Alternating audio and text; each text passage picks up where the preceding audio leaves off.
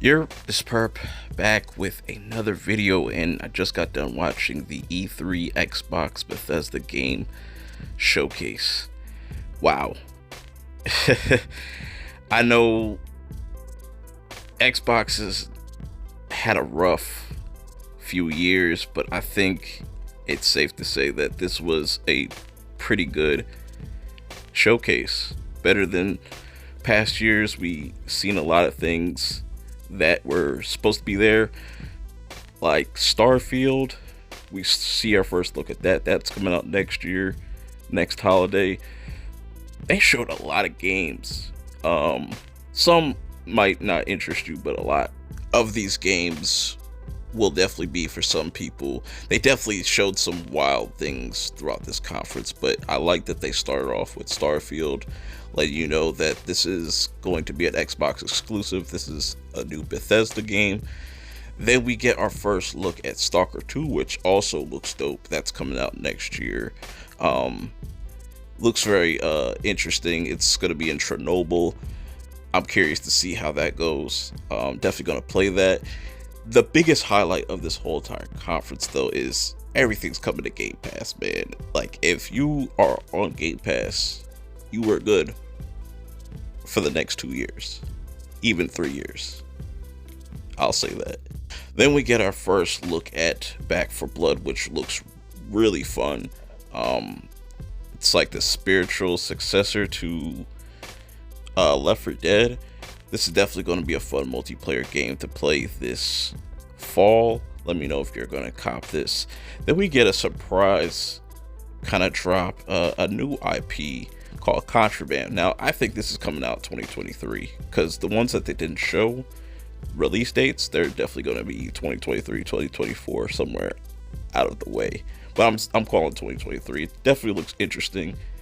It looks like one of those heist kind of games. It's going to be interesting. It's definitely going to have co-op. It obviously showed that in a little trailer, but that was a surprise. I'm interested in that. Then we get Sea of Thieves getting a Pirates of the Caribbean crossover for whoever plays Sea of Thieves. Seems like a lot of people play that game. It's got, like, I think, 20 million players, or probably more than that. That's cool for the people that, play that game. There's, like I said, there's pretty much something for everybody in this conference or this showcase. Yakuza Like a Dragon is available on Game Pass. It's so wacky. I don't know. I might try it out, though. I might download it just to see what it's about. But one of the games that a lot of people were looking forward to, that we saw the trailers for earlier last week, was Battlefield 2042. We finally see the multiplayer. I gotta run that shit back because that shit looked like absolute chaos, and I cannot wait to jump in. October 22nd, that's gonna be dope.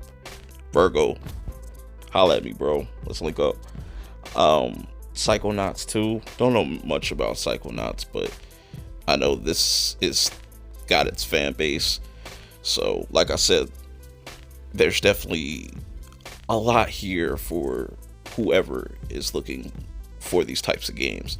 Then we get a little bit of Bethesda, and they're pretty much just giving the rundown of what's been going on, and just with this whole acquisition, and just what's coming in the future.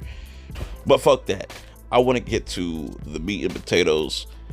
Halo Infinite multiplayer looks phenomenal. It's going to be at 120 frames per second.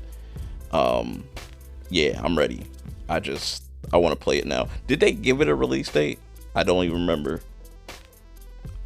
Let me know in the comments below if they give it a release date, or I'll probably just go look it up myself. But that is also day one.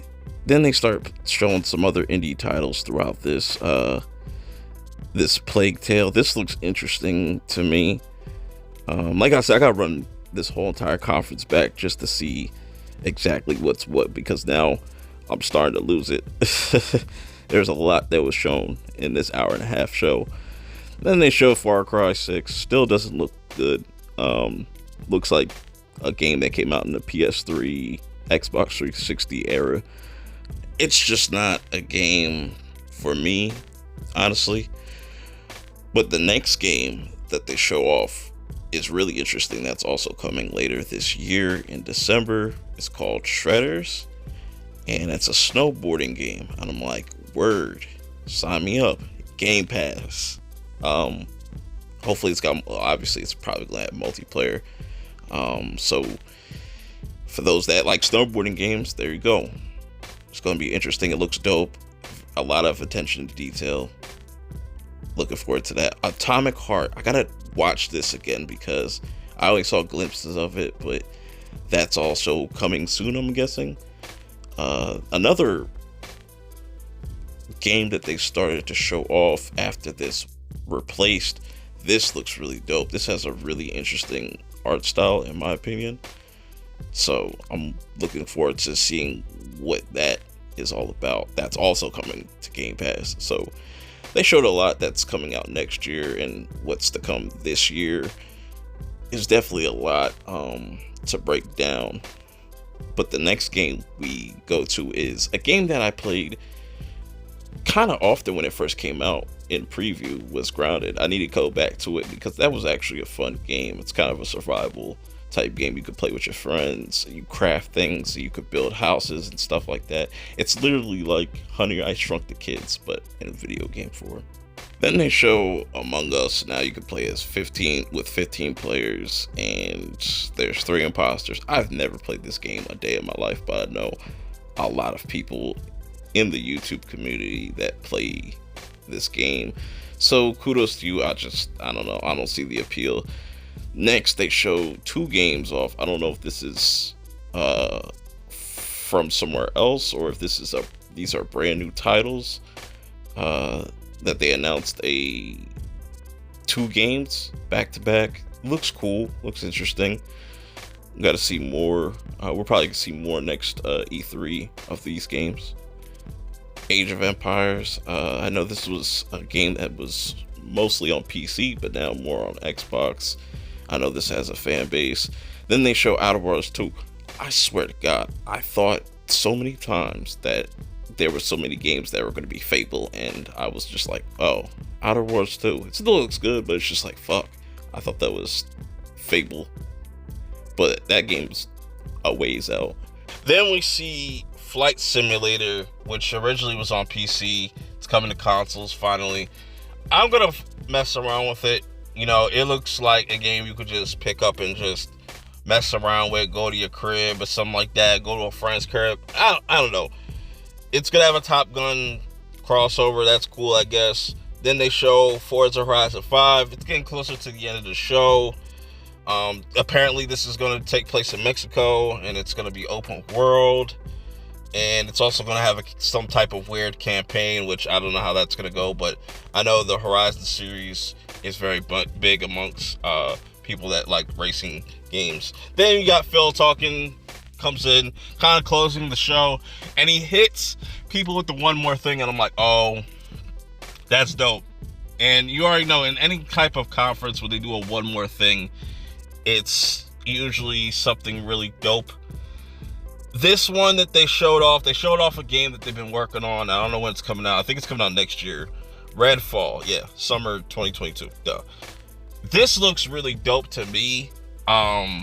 It definitely kind of reminds me of Left 4 Dead a little bit. It definitely is going to be one of those co-op shooters. Looks like vampires, witches, and stuff like that. But, you know, it's the little details I like about the game. It looks interesting.